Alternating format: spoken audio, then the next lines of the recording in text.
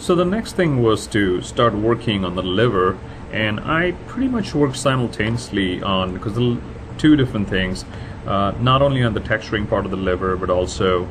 on the animation part of the liver, because the liver had two different things, or rather three different things. I was trying to show a fatty liver, but I was also trying to texture the liver, and I was also trying to show the texturing animation on the liver. Then I was also trying to show the osteoporosis, and again that was done just by selecting one of the joints in the spine, and I was pretty much concentrating on that one joint, because pretty much if you get an idea of how you're doing it to one, you can replicate that, or maybe change the texturing on the rest of the joints if they look different, or if one joint is affected more or the other is affected slightly less, I can do that. And also for the jaundice, I was doing it in terms of texturing and also showing its animation. So again, I was doing it in two parts, and again, a lot of information really came from online. I mean, there was a wealth of information I got from online, and pretty much, I know this is not the best thing to watch, but I've showed you this earlier, and pretty much this is where I got a lot of my information from in terms of just the texturing. And also in one of the earlier videos I pointed out some other website where I read a lot before, but in terms of the textures, I got some information from here. And for a simple project like this was kind of really enough. But when I'm doing more detailed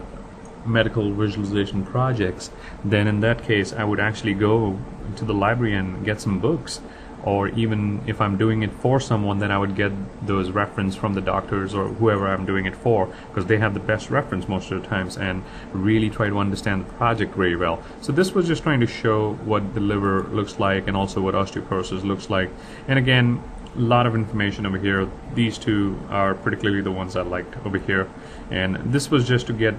the information in terms of how it looks, just the look of it, and how to do the texturing. And also for the jaundice, I had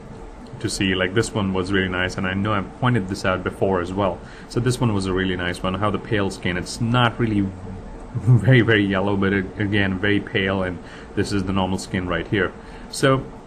again, research is key, your reference is key, and pretty much this is how I approached it in terms of, you know, starting, I was going back and forth with my references at all times, even when I was trying to, you know, build the liver and the animation for the liver, the texture for the liver, and also doing the osteoporosis for the bone, and also my jaundice for the skin.